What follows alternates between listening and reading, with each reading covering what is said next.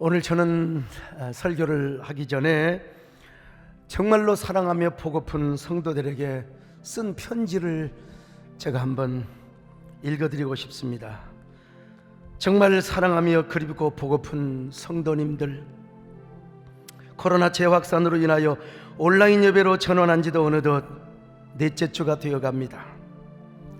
한국교회 예배를 회복하는데 우리 교회가 가장 앞장섰고 우리 교회는 90% 이상 예배가 회복이 되었습니다.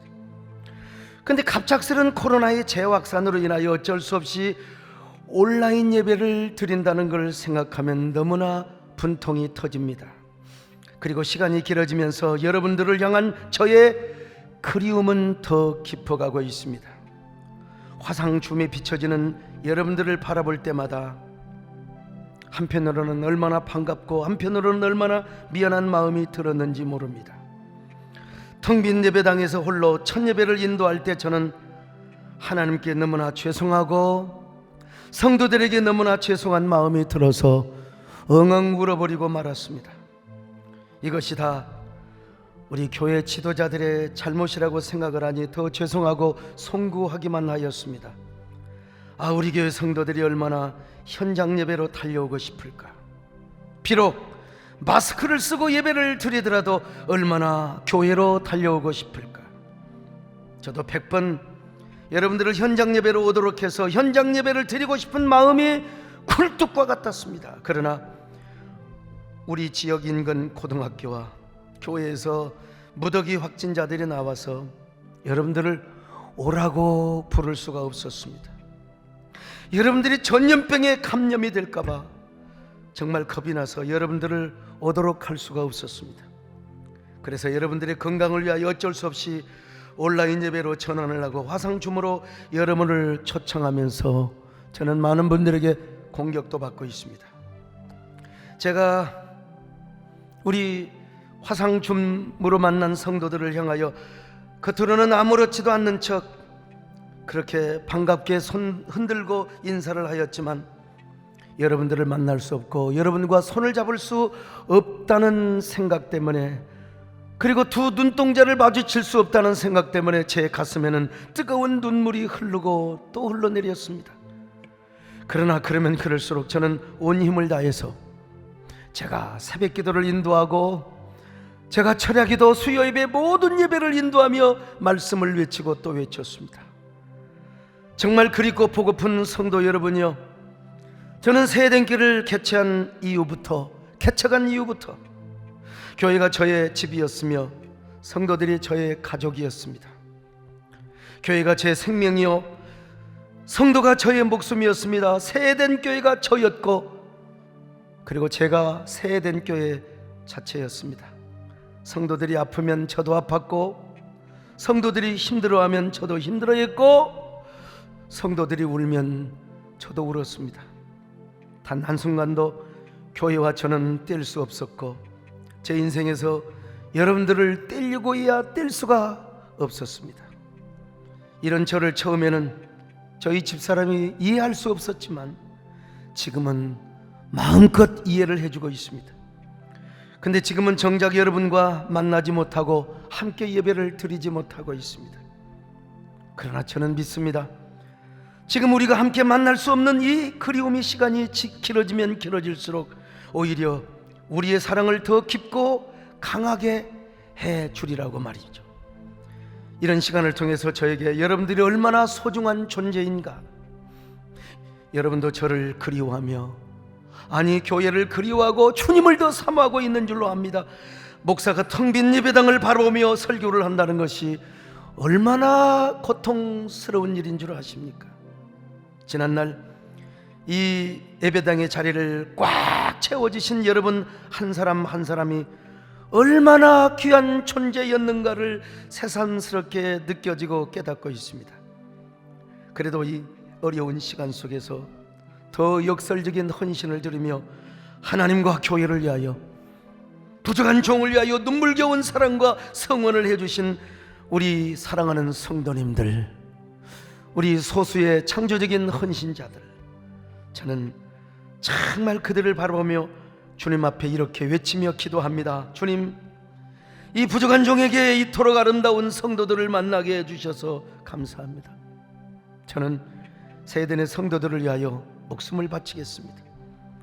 세대의 찬란한 약속과 축복이 이루어지는 그날까지 저는 한 영혼을 끌어안고 제 모든 기도와 눈물과 희생을 주의 제단에 바치겠습니다. 사랑하는 성도 여러분, 그리운 사람은 아무리 멀리 있어도 보인다고 하지 않습니까? 지금 제 두 눈동자에는 이슬만 맺혀 있는 것이 아니라 그 이슬 사이로 여러분의 얼굴이 보입니다. 아니, 제 모든 인생을 다 끝내고 주님 앞에 가는 마지막 순간까지 저는 오직 주님만을 바라보며 교회만을 바라보고 여러분만을 바라볼 것입니다. 제가 총회장이 되어서 아무리 바쁘게 한국교회를 섬겨도 제 눈에는 여러분이 사라지지 않을 것입니다. 저는 여러분을 사랑하며 축복합니다. 그리고 여러분을 더 그리워합니다. 오늘 여러분 모두를 향한 저의 그리움의 마음, 이 그리움의 마음 간절함을 담아서 영상으로나마 이렇게 한번 교제를 하고 싶습니다. 사랑의 성도여, 정말로 사랑해. 지금은 우리가 헤어져 있어서 얼마나 눈물을 흘렸는지 모른다고. 주님은 우리를 분명히 꽃처럼 만나게 해줄 거예요. 할렐루야, 아멘. 할렐루야, 아멘. 할렐루야.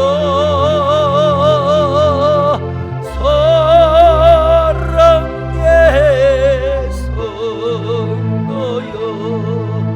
우리 꼭 만나요. 할렐루야, 할렐루야, 아멘. 할렐루야, 아멘. 할렐루야, 할렐루야, 아멘. 할렐루야, 할렐루야.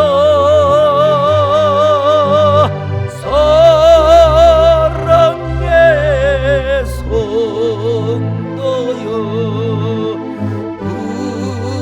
우리 꼭 만나요. 여러분, 누군들 현장 예배 보고 싶지 않겠습니까? 나는 시청 우리 시장님도 지금 와 계시지만 도에서 뭐라고 해도 이것이 만약에 정부의 권력에 굴복하는 것이라면 여러분, 내가 목숨을 걸고 오라고 하겠습니다. 여러분, 그러나 우리 김진철 집사님 간증한 대로 내가 여러분들에게 병들게 하면서 이웃에게 감염병을 확진시키면서 우리 장로님들 집사님들 다 병들라고 괜찮다, 우리 순교하자, 나는 그런 믿음은 없습니다. 저는 그러고 싶지는 않습니다. 내가 공산당의 총칼에 쓰러지더라도 여러분, 우리가 그 인근 고등학교가 수십 명 확진자가 나오고 애들이 벌벌 떴을 때 우리가 그때 격리시키기를 너무나 잘했잖아요. 그래서 여러분, 우리 교회 수백 명이 넘는 학생과 부모들 얼마나 공포와 두려움에 떨었지만 한 명의 확진자가 나오지 않았습니다. 나는 여러분, 하나님 앞에 이거 잘했다고 칭찬받으리라고 확신합니다. 여러분은 일본의 미우라 아야코라는 분을 아십니까? 이분은 일본의 유명한 소설가요, 에세이스트에 있는데 20대에 폐결핵과 척추염으로 13년 동안이나 입원을 하였습니다. 근데 이 여자에게 미우라 미스요라는 남자가 방문을 했어요. 어느 잡지에, 크리스찬 잡지에 기고를 하려고 말이죠. 이 남자는 미우라 아야코보다 연하의 남자였는데 아주 독실한 기독교인이었습니다. 근데 미우라 아야코를 3번 만나서 사랑의 프로포즈를 합니다. 아야코 씨, 우리 결혼합시다. 나 당신 좋아합니다. 사실 미우라 아야코는 일반 남자들이 혹할 정도로 이쁜 여자는 절대로 아닙니다. 저희 집사람보다도 훨씬 못생겼어요. 더구나 몸도 건강하지 못해요. 그래서 미우라 아야코는 미스요에게 나는 몸이 아파서 당신 부인 될 자격이 없습니다. 미안합니다. 3번이나 거절을 했습니다. 그러자 미스요가 뭐라고 말한 줄 아십니까? 나는 당신과 사흘만 살아도 좋겠다고. 사흘만 살아도 좋겠다고 그렇게 고백을 합니다. 여러분, 연하의 남자가 석 달도 아니고 사흘만 당신과 살아봐도 나는 행복하겠다고. 이 고백을 받은 미우라 아야코는 당장 청혼을 받아들입니다. 그리고 남편이 믿는 예수를 같이 믿어요. 얼마나 아름다운 일입니까? 그 전에 물론 전도를 받았지만 남편이 믿는 예수를 같이 믿어요. 결혼한 후에 이 부부의 삶은 정말 소설보다 더 드라마틱한 삶을 살았습니다. 자신을 그렇게 사랑해주는 남편 미스요 앞에 미우라 아야코는 이런 고백을 합니다. 얼마나 아름다운 고백인지 몰라요. 병든 내 손을 잡고 잠이 든 그대, 잠든 얼굴도 정겹기만 하네. 남편은요, 이 미스요는 병색에 짙은 아내를 바라보며 이렇게 고백합니다. 들판에 흰 흑구베라 꽃을 따는 그대는 지금도 소녀 같은 아내라는 생각이 드네. 여러분, 병든 아내를 바라보며 남편이 한 말, 지금도 소녀 같은 아내라는 생각이 드네. 얼마나 멋집니까 이 부부요. 이런 남편의 아내를 받고 이런 남편의 사랑을 받아요. 격려를 받아요. 미우라 아야코는 마침내 펜을 듭니다. 그리고 원고지에 글을 써내려가요. 자신은 몸이 아파 전도할 수 없어서 남편이 믿는 예수, 내가 믿는 예수를 내가 어떻게 한번 글로 전해볼까. 아픈 몸이지만 남편이 머리를 쓰다듬어주며 등을 토닥거려주는 그 격려와 사랑으로 마침내 소설을 탈고합니다. 남편은 그 원고를 직접 가지고 아사히 신문으로 달려갑니다. 그리고 1천만엔 현상 공모에 응모를 하였습니다. 어떻게 되었을까요? 당연히 1등 당선이 됩니다. 그리고 이 책은 일본에서 수백만 부가 팔립니다. 그 소설이 바로 빙점이라는 소설입니다. 나 신학교 다닐 때 읽었어요.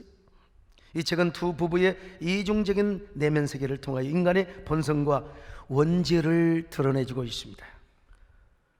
소설의 주인공 게이조가 마지막으로 이런 이야기를 하지요. 적이란 가장 좋게 지내야 할 사람을 말하는 거야. 옛날에 말이야, 예수라는 훌륭한 사람이 있어 그 사람이 적과 사이좋게 지내라고 가르친 거야. 바로 이런 빙점이라는 책을 통해서 일본인 수백만 명에게 예수님이 누구이고 기독교의 복음이 어떠한 것인가를 간접적으로 전해주었습니다. 미우라 아야코를 통해서. 저희 교회 이은 집사님도 이 책을 읽고 예수님을 읽었다고 오늘 일부 예배 영상을 보고 그런 얘기를 하더라고요. 자, 그런데 나중에 미우라 아야코가 몸이 안 좋아서 더 이상 글을 못 씁니다. 미우라 아야코는 누워서 말로 이야기를 해주고 남편이 그것을 받았습니다. 그런 가운데 수많은 책이 나왔는데 길은 여기에 빛이 있는 동안에 이 질그릇에도 보화를, 이런 책들이 다 남편이 받아 쓴 책입니다. 그러다가 결국 미우라 아야코는 남편을 남겨두고 하나님 품으로 갔습니다. 그런데 그녀가 병석에서 마지막으로 쓴 책이 하나 있어요. 그 책이 무엇인 줄 아십니까? 그래도 내일은 온다. 거기 보면요, 이런 내용이 나와 있어요. 내가 절망하지 않고 지금까지 살아올 수 있었던 것은 그래도 내일은 온다라는 희망이 있었기 때문이다. 그것이 어떤 내일일지는 모르겠으나 하나님이 내게 주시는 내일인 것만큼은 틀림없다. 여러분, 얼마나 아름다운 신앙입니까? 그래도 내일은 온다. 그 빙점을 통해서 미우라 아야코는 정말 유명한 작가가 되었습니다. 거기 요코라는 그 살인자의 범죄자의 딸이 나오는데 그는 원죄의식에 사로잡혀요. 그리고 메시아를 갈망합니다. 그리고 예수라는 분이 어떤 것인가를 소개를 해줘요. 그런 그가 바로 빙점 소설을 쓰고 갑자기 몸이 약해지는 거예요. 그런데도 불구하고 그는 이렇게 말합니다. 그래도 내일은 온다. 그것이 어떤 내일일지는 모르겠지만 하나님이 주시는 내일은 반드시 틀림없이 온다는 것입니다. 이거를 남기고 그는 마침내 남편을 이 땅에 남겨두고 하나님 품으로 갔습니다. 그는 하나님의 품으로 가는 순간까지 하나님이 주시는 내일을 사모했어요. 분명히 하나님께서 내일을 주신다는 것입니다. 내일은 하나님 때문에 오고 하나님으로 말미암아 자신에게 반드시 내일이 온다고 이야기를 한 것입니다. 오늘 본문에도 다윗이가 똑같은 고백을 하고 있습니다. 시편 30편 5절입니다. 같이 볼까요? 시작. 저녁에는 울음이 깃들일지라도 아침에는 기쁨이 오리로다. 여러분, 저녁에는 울음이 기속할지라도 아침에는 기쁨이 오리로다. 다윗에게도 인생의 밤이 너무나 많았어요. 저녁에는 슬픔이 가득하고 기숙하였습니다. 얼마나 그 밤이 슬프고 tuk연새 소쩍새 우는 밤처럼 얼마나 외로웠는지 몰라요. 그러나 그런 슬픔과 울음이 깃들었던 저녁에 그는 아침을 기다렸습니다. 저녁에는 울음이 기숙할지라도 아침에는 기쁨이 가득 오리라고 말이죠. 그래서 옛날에 이런 복음성가가 있어서 요즘 별로 안 부릅지다 보니까요, 이 구절을 주제로 해서 만든 노래입니다. 저녁에는 울음이 나를 기습할지라도 아침에는 기쁨이 나를 찾아오리라. 임마누엘 하나님께서 나를 보시네.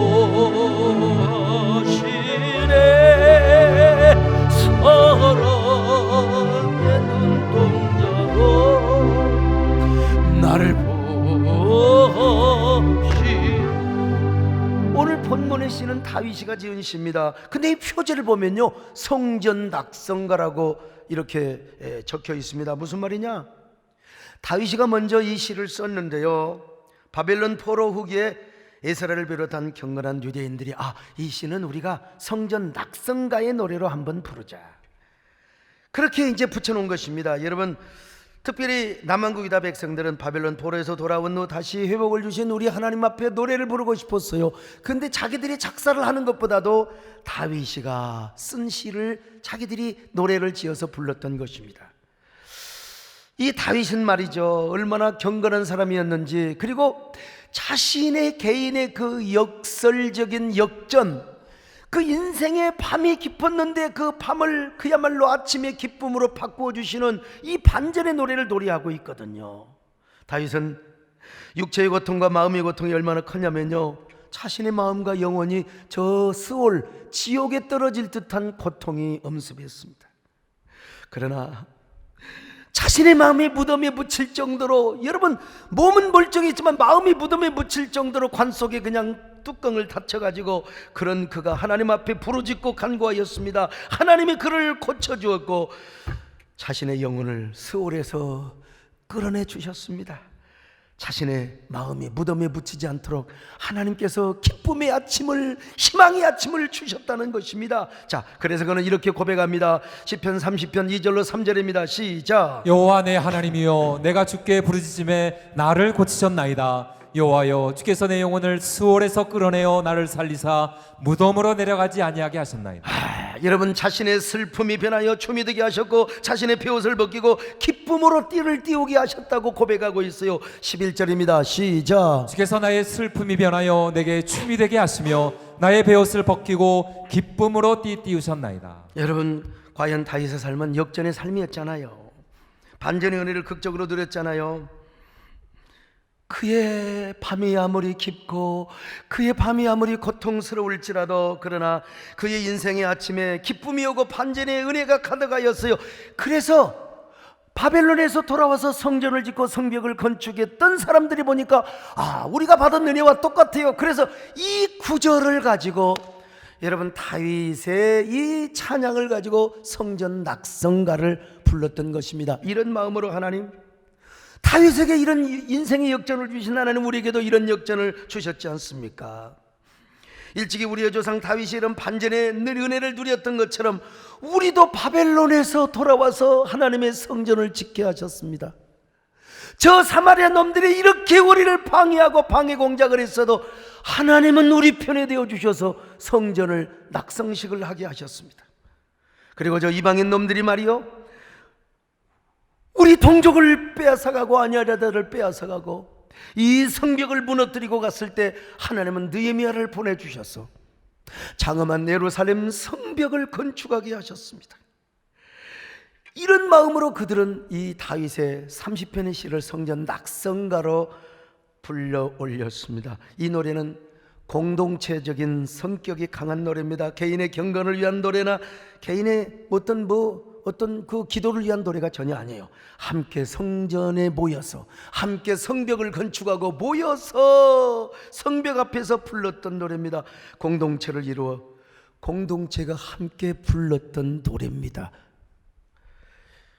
이 노래는 감사와 찬양이 먼저 있어요. 그러나 여러분, 서로가 서로를 고무하며 격려하는 구절도 있습니다.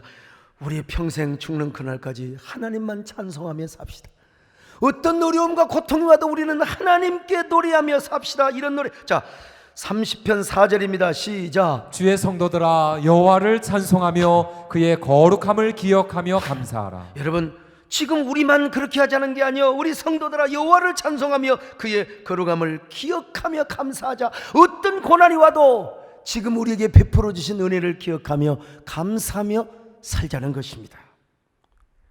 어떠한 삶의 깊은 고난이 찾아오고 고난의 밤이 찾아온다 할지라도 우리 희망을 잃지 말자. 왜냐하면 저녁에는 울음이 아무리 기습해 온다 할지라도 내일에 기쁨의 아침이 오기 때문이라는 것입니다. 자, 30편 5절 다시 봅니다. 시작. 그의 노염은 잠깐이요 그의 은총은 평생이로다. 저녁에는 울음이 깃들일지라도 아침에는 기쁨이 오리로다. 저녁에는 울음이 깃들지라도 아침에는 기쁨이 오리로다. 여러분, 얼마나 위대한 고백입니까? 오늘 우리도 마찬가지입니다. 우리는 지금 코로나로 인하여 인생의 깊은 감을 맞고 있습니다. 인생의 깊은 밤, 신앙의 깊은 밤 터널을 통과하고 있습니다. 대한민국 어느 교회든 어느 성도든 다 코로나의 우울한 밤을 지금 지내고 있습니다. 이 어두운 밤에 우리는 얼마나 많은 슬픔을 경험하셨습니까? 얼마나 많이 우울해하고 얼마나 많은 울음이 깃들었습니까? 이 코로나로 인하여 교회 나오지 못하니까 참. 근데 이제 어떤 사람은 코로나로 인하여 우리 교회 안 가니까 좋다, 이런 사람은 하나님의 자녀 될 자격이 없는 사람이에요. 또 코로나로 인하여 온라인 예배, 현장 예배를 가지고 갑론을박을 하면서 막 서로 편가르기를 하는 것은 이건 하나님의 자녀로서. 어떤 분이 저한테 어제 저녁에 자려고 하는데 왜 저녁에 저한테 문자를 보내는 거예요. 목사님, 감리교를 본받으세요. 본받을 거 있고 우리가 조심할 거 조심해야지요. 이 코로나라고 하는 어두운 밤에 진정한 하나님의 백성이라면 많이 울어야 됩니다. 여러분, 지금 누구를 비판하고 따지고 이러고 자시고 논란하기 전에 예배가 초토화되고 교회가 공격을 받고 목사가 비난받는 모습을 보면서 지금 함께 울어야지요. 현장 예배에 오지 못한 그 안타까움 때문에 많이 슬퍼해야지요. 교회를 다닌다고 하고 현장 예배를 다녀왔다고 하는 소리를 들으면 여러분, 벌써 당장 너 교회 갔다 와서 직장에서? 이 얼마나 서글픈 현실입니까? 여러분, 얼마나 속상해요. 지금 우리가 이 보통으로 지금 우리가 기회만 오면 다시 한국 교회가 벼르고 있어야 되는 겁니다. 지금 분명히 하나님께서 기회를 주실 텐데요. 오늘 다윗은 고백하잖아요. 이런 고난의 밤은 잠깐이래요. 잠깐. 아무리 코로나가 우리에게 밤을 가져다 주고 어두운 터널을 걷게 한다 할지라도 여러분, 이 고난의 밤은 잠깐이다. 잠시다. 그렇지만 하나님의 은총은 평생 간다고 말씀하고 있어요. 자, 시편 30편 5절입니다. 시작. 그의 노염은 잠깐이요 그의 은총은 평생이로다. 이 시의 정언 가운데 하나는 다윗이 고난을 당한 이유가 지금 하나님의 징계 때문이라는 거예요. 그러니까 이 시에는 하나님의 징계의 성격이 좀 들어있어요. 그렇지만 다윗은 고백해요. 내가 징계를 당하고 하나님의 노여워할지라도 이 노여움은 잠깐이라는 거요.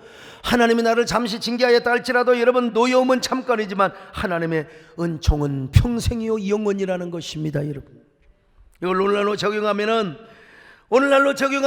코로나가 하나님의 징계의 성격이 있다 할지라도 징계의 성격이 없다고 볼 수는 없겠죠. 그러나 코로나의 밤은 잠깐이라는 겁니다. 하나님이 주실 은혜와 축복은 평생이라는 거예요. 다윗이가 고백했습니다. 그래서 저녁에는 울음이 깃들을지라도 아침에는 기쁨이 오리로다. 아침에는 기쁨이 오리로다. 아침에는 기쁨이 오리로다. 다시 한번 시편 30편 5절입니다. 시작. 저녁에는 울음이 깃들일지라도 아침에는 기쁨이 오리로다. 여러분, 지금 아무리 어두운 밤이라 할지라도 아침이 온대요. 아침이 온대요. 밤이 깊을수록 새벽이 가까이 오는 법이지 않습니까? 그래서 다윗이는 아침이 온대, 그냥 아침이 그냥 오는 것이 아니라 여러분요, 기쁨을 가지고 온다는 겁니다. 기쁨을 가지고, 환희를 가지고, 거룩한 희열을 가지고 온다는 겁니다. 그렇습니다. 여러분, 지금은 우리가 울지만 하나님은 우리에게 기쁨을 주셔요. 여러분, 그 기쁨 주실 날을 고대하시기를 바랍니다. 지금은 우리가 슬퍼하지만 하나님은 거룩한 희락을 우리에게 주십니다. 한국교회가 지금은 통곡하며 슬퍼하지만 하나님께서 우리 한국교회에 새로운 아침을 주실 것입니다. 새로운 기쁨을 주실 것입니다. 새로운 회복과 부흥의 전성기를 맞게 해주실 것입니다. 여러분, 교회뿐만 아니에요. 여러분의 직장, 사업, 가정, 우리 하나님께서 희망의 아침을 열어주실 것입니다. 위대한 축복의 새 아침을 맞이하게 해줄 겁니다. 여러분의 생업장도 더욱더 놀라운 전성기로 회복 탄력성의 은혜가 임할 줄로 믿습니다. 왜냐하면 우리 하나님은 우리에게 약속하셨어요. 내일이 아침을 주신다고요. 하나님의 말씀입니다. 이 말씀을 믿으시기를 바랍니다. 저녁에는 울음 나를 기습할지라도 아침에는 기쁨이 나를 찾아오리라. 임마누엘 하나님께서 나를 보시네.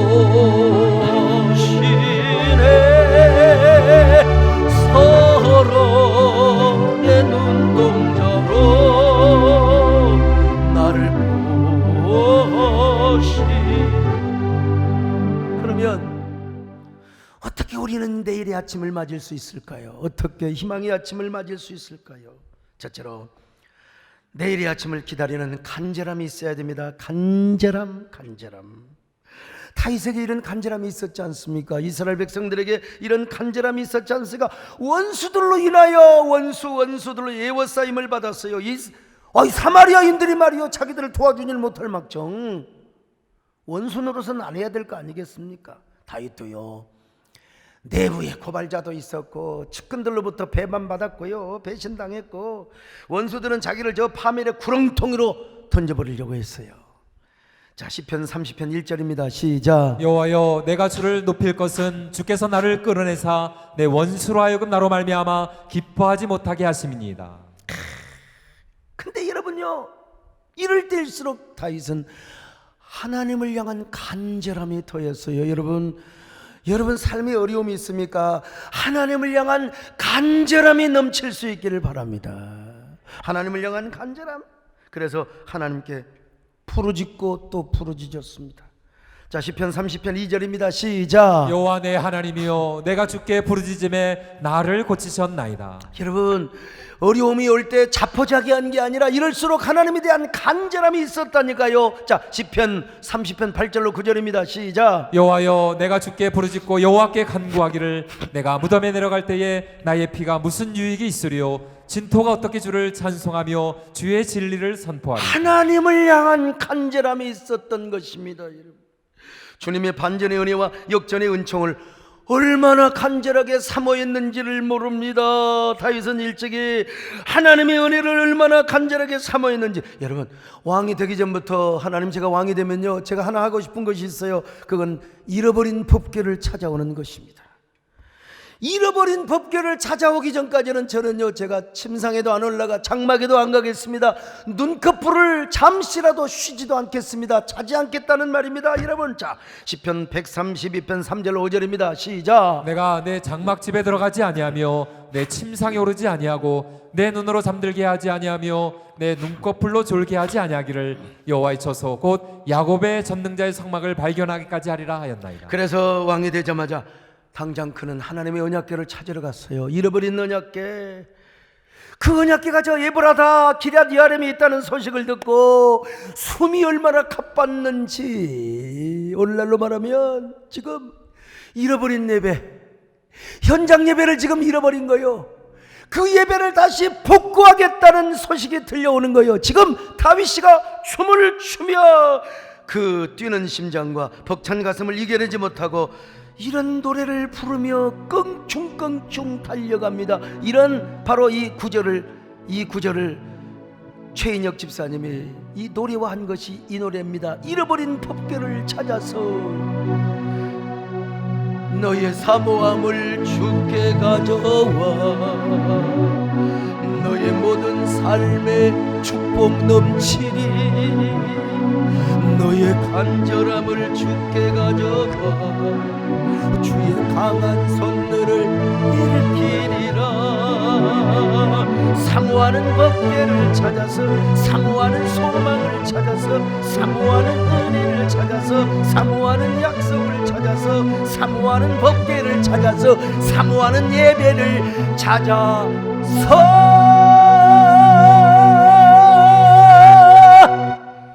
우린 떠나야 해. 여러분에게 이런 간절함이 있습니까? 다윗의 간절함이 있습니까? 다윗의 간절함. 오늘 코로나로 인한 이 어둡고 깊은 밤에 여러분 얼마나 하나님을 갈망하고 있고 현장 예배를 갈망하고 있습니까? 예배에 대한 간절함, 예배 회복에 대한 내일의 아침, 교회 회복과 부흥이 있을 내일, 그 내일을 여러분은 얼마나 지금 간절하게 사모하고 있습니까? 여러분, 이 코로나의 밤이 아무리 암울하다 할지라도 반드시 하나님이 주시는 내일의 아침은 반드시 오게 되어 있습니다. 반드시. 내일 아침의 회복과 기쁨과 거룩한 희열의 축복은 오게 되어 있습니다. 여러분, 그러므로 이 간절함을 가지시기를 바랍니다. 이 사모함을 가지시기를 바랍니다. 예배 회복에 대한 갈망을 가지시기를 바랍니다. 교회가 회복이 되고 다시 예배가 회복되고 부흥이 회복되는 그 영광스러운 날, 그래야 이 사회도 건강하고 대한민국도 잘되게 되어 있는 것입니다. 우리가 현장 예배를 제대로 드리지 못하고 교회를 자유롭게 오지 못하는 이걸 마치 뭘로 생각을 하냐? 지금 다윗시대에 잃어버린 법궤를 잃어버린 거나 마찬가지예요. 여러분, 다윗이가 잃어버린 법궤를 사모한 것처럼 여러분도 잃어버린 예배, 잃어버린 하나님을 향한 갈망, 법궤에 임재한 하나님의 그 거룩성과 영광성을 사모하시기를 바랍니다. 빼앗긴 현장 예배의 축복을 사모하며 여러분, 이제 나는 이런 사모함이 가득해야 됩니다. 뭐 현장 예배 드린다고 이제 몇 사람 오고 그게 현장 예배입니까? 여러분, 우리 함께 우리가 사모할 때 하나님께서 코로나도 잠재워 주시고, 우리가 논쟁하지 않고 예배를 사모하며 현장 예배를 우리가 갈망할 때 코로나도 하나님께서 때에 따라서 여러분 물러가는 새 아침을 주실 줄로 믿습니다. 이 사모함을 회복하시기를 바랍니다. 간절함을 회복하시기를 바랍니다. 너의 사모함을 주께 가져와 너의 삶에 축복 넘치리 너의 간절함을 주께 가져와 주의 강한 손들을 일으키리라. 이 사모하는 법궤를 찾아서 사모하는 소망을 찾아서 사모하는 은혜를 찾아서 사모하는 약속을 찾아서 사모하는 예배를 찾아서 사모하는 법궤를 찾아서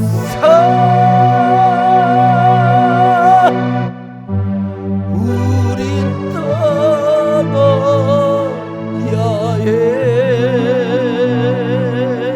간절함에 이어 두 번째로 이제는 또 다른 내일을 기대할 수 있어야 됩니다. 또 다른 내일. 청교도인들이요, 영국의 국교도들로부터 핍박을 받을 때 이런 인사를 하면서 서로 위로를 나누었습니다. 아직 우리에게 가장 좋은 것은 오지 않았습니다. 우리에게 가장 좋은 것은 오지 않았습니다. 단순한 내일의 아침만 기다리는 것이 아니라 또 다른 내일의 아침을 기다렸던 거예요. 또 다른 내일의 아침. 오늘 다윗도 마찬가지입니다. 다윗도 고난을 당할 때 간절한 마음과 신념으로 하나님께 기도하였어요. 그럴 때 하나님께서 또 형통함을 주셨어요. 형통함을. 그런데 우리 하나님께서 그런 내일의 아침을 주셔놓고, 아이, 세상에 또 무슨 날벼락입니까? 은혜를 주셔놓고 또 하나님께서 가끔 당신의 얼굴을 가리울 때가 있어요. 다윗이가 근심하며 슬퍼할 수밖에요.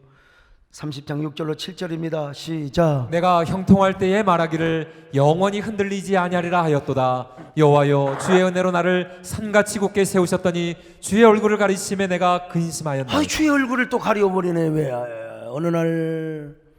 그래서 그는 또 다른 내일의 아침을 또 기다렸어요. 또 기다렸어요. 그랬을 때 하나님께서 정말 또 다른 아침을 주셨던 것이죠.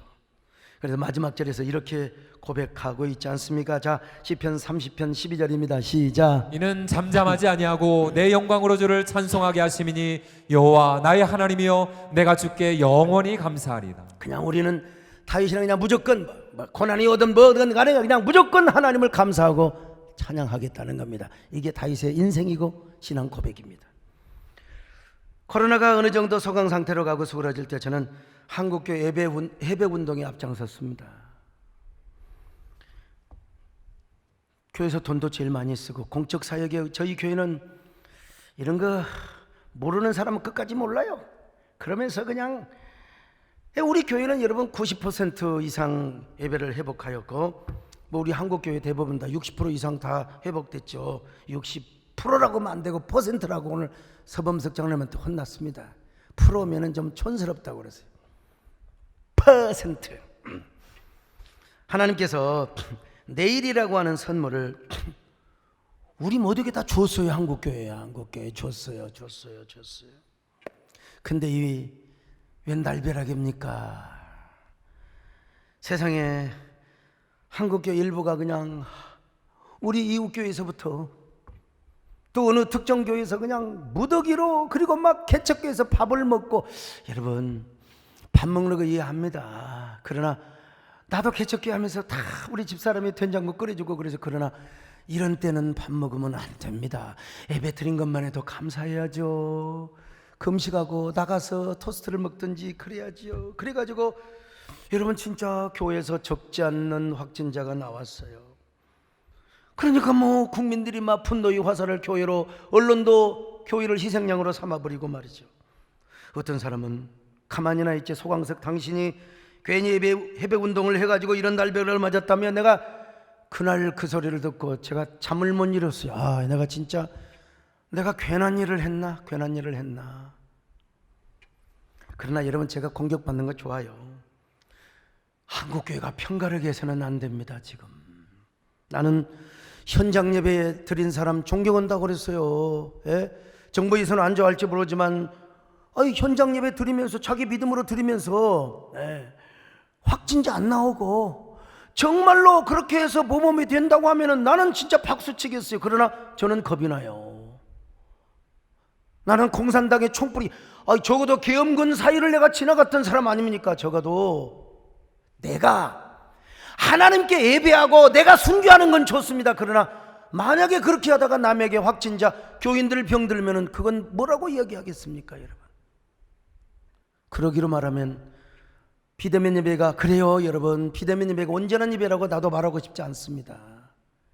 그러나 여러분, 지금 비상시입니다. 그런 식으로 하면은 저 카타콤의 동굴 속에 들어가가지고 모르게 예배 드리고 있는 사람들이 비겁한 사람입니까? 저 북한에 지금 저 지하에 그 가정교회, 처석교회, 이런 사람들이 부끄러운 것입니까? 그렇게 이야기하면 아니 되죠. 더더구나 우리는 남에게 해를 끼치면 안 된다 이 말이에요. 우리가 서로 마음을 하나로 모아서 교회를 세우는 것도 힘이 붙입니다.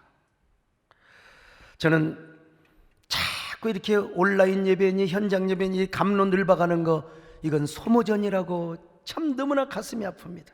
여러분, 저라고 현장 예배가 제재받는 것을, 이 상황을 좋아하겠습니까? 어찌 저라고 분통해하고 억울하지 않겠습니까? 여러분, 피켓을 들고 유튜브에 나가서 막 정보를 흉보고 막 대적하고 성명서를 내서 예배 회복하면 우리나라가 잘 된다면 여러분, 제가 얼마든지 하지요.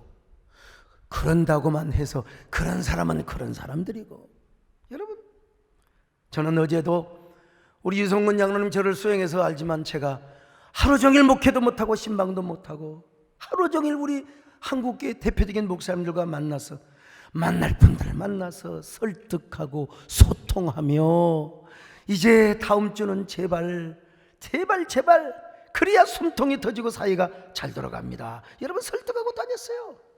그러나 솔직히 말해서 한편으로는 겁나기도 합니다. 그러다가 또 일부 교회에서 집단 감염을 일으키는 사태가 나지 않을까? 진짜 여러분, 저는 겁이 납니다, 솔직히. 왜냐? 한국교회가 이쯤 돼서야지 더 이상 욕을 먹으면 전도하기 힘듭니다. 이제 정말 코로나 이전으로 한국교회가 돌아갈 것인가? 하나님께서는요, 우리 한국교회 새 부대를 준비하라는 시그널을 우리가 지금 배워야 합니다. 받아야 됩니다. 새로운 교회, 우리가 새로운, 복음은 변하지 않고 주님은 변하지 않지만 그 은혜를 담는 새로운 가족의 부대는 우리가 준비를 해야 될 때로 저는 확신합니다. 여러분, 사진 한번 보실래요? 성냥인데요, 보세요. 옛날 저 성냥, 옛날에 뭐 비사표, 사자표, 성냥이 있었잖아요. 이거 딱 성냥 불러면 따다다다닥 하는데 저기서 딱 멈춰요. 왜 그런 줄 아세요? 저 하나 사이가 비어있기 때문에 그렇습니다. 참, 우리가 마스크를 쓰고 잠시 온라인 예배를 드리는 것도 이러한 이치 때문이라고 봅니다. 아이, 현장 예배를 누가 사모하지 않겠습니까? 우리가 철저히 하나님을 의지하면서도 인간이 해야 할 도리나 조심은 반드시 해야 된다고. 오늘 그래서 우리 김진철 집사님, 저 양반 무뚝뚝한 사람입니다. 여러분, 눈물도 없는 사람이요. 오늘 여기 현장이 없지만요, 울먹거리며 간증하는 모습을 보면서, 그때 우리 중고등부에서 정말 대처를 잘해주지 않았지, 만약에 대처를 잘못해줬다면 여러분요, 우리 교회도 아마 그냥 수십 명 수백 명 확진자가 나왔을지도 모릅니다. 모르고 여러분 다 그냥 우리 현장 예배 같이 드렸다고 생각해 보세요. 그럼 우리 교회 지금까지 제가 했던 공적 사역의 이미지가 완전히 다 무너져 버릴 수 있죠. 난 그래서 우리 고등부 얼마나 감사한지 몰라요. 우리 용인 시장님, 오늘 우리 용인 백군기 우리 집사님이 여기 딱 지금 줌에 오셨는데 진짜 저한테 감사하셔야 돼요. 그리고 우리 도지사님과 잘 협의해서 이제 다음 주에는 우리가 방역을 잘 지키면서 잘 지키는 교회 잘 예배 드릴 수 있도록 잘 도와주시면 정말 너무너무, 물론 뭐 시장님 마음대로 다 하는 건 아니지만요, 너무너무 감사하겠어요. 여러분, 정말 분명한 것은 그럼에도 불구하고 우리가 지금은 이런 어려움을 당하고 이런 곡절의 터널을 지난다 할지라도 우리 하나님은 반드시 또 다른 내일의 아침을 주신다는 거예요. 또 다른 내일의 아침. 그 아침이 어떤 아침이 될지는 몰라. 그러나 우리가 생각하는 것보다 더 좋은 아침, 그 아침을 준비하려면요, 우리가 새 은혜를 담을 수 있는 새 그릇을 준비해야지요. 변화를 거부하고 막 우리가 고집 꼰대적 영웅의 리더십을 행사하면 여러분, 결국 그냥 교회는 바람과 함께, 그런 꼰대의 교회는 바람과 함께 이 세상 사람들이, 그리고 지식인들이, 사회인들이 결국 등을 돌리게 된다는 거예요. 우리가 이걸 알아셔야 됩니다. 다시 고백한 대로 지난날 슬픔이 변하여 춤이 되게 하고 베옷을 벗기고 기쁨이 띠를 띠게 하는 이 아침은 우리 하나님이 준비하고 있는 줄로 믿습니다. 반드시 준비하고 있음을, 자, 오늘 화상 줌 예배 드린 여러분들 입을 벌리고 아멘 하세요. 내가 크게 볼 수 있도록 아멘, 아멘. 사탕 들어가도록 아멘 하세요. 우리 시편 30편 11절입니다. 시작. 주께서 나의 슬픔이 변하여 내게 춤이 되게 하시며 나의 베옷을 벗기고 기쁨으로 띠띠우셨나이다. 나는 그때 우리 한국교회 예배가 회복이 되어서 이대로 되는 거라 했는데 또 고난의 아침이 왔어요. 아니, 고난의 저녁이 왔어요. 그래서 저도 참 자책 많이 했죠. 그러나 여러분, 분명히 믿습니다. 또 다른 내일의 아침을 하나님은 주실 줄로 믿습니다. 그렇다고 가만히 팔짱 끼면서 나도 맨날 다른 사람 비판이라고 욕하고 그러면 안 됩니다. 우리는 또 다른 아침을 기대하며 간절함을 우리가 가지며 사모하며 우리가 계속해서 우리 교회는 공적 사역을 해야 됩니다. 우리가 내일의 아침을 열 수 있도록 우리가 프론티어 역할을 해야 됩니다. 우리에게 가장 좋은 날은 오지 않았다. 한번 따라 하실까요? 우리에게 최고의 날은 오지 않았다. 자, 우리 화상 예배 드린 분 따라하세요. 우리에게 최고의 날은 오지 않았다. The best is yet to come. 여러분, 우리 하나님은 결코 모선을 우리에게 주시지 않습니다. 합력하여 선을 이루게 하십니다. 우리 그 좋으신 하나님을 찬양하면서 우리 함께 기도로 나아가십시다. 좋으신 하나님, 좋으신 하나님, 참 좋으신 나의 하나님, 좋으신 하나님, 좋으신 하나님, 좋으신 하나님, 좋으신 하나님을 찬양합니다. 좋으신 하나님, 좋으신 하나님을 찬양합니다. 하나님, 우리에게 또 다른 내일의 아침을 주시옵소서. 그 아침을 향하여 우리가 간절함으로 나가게 하여 주시옵소서. 예수님의 이름으로 기도 올리옵나이다. 아멘.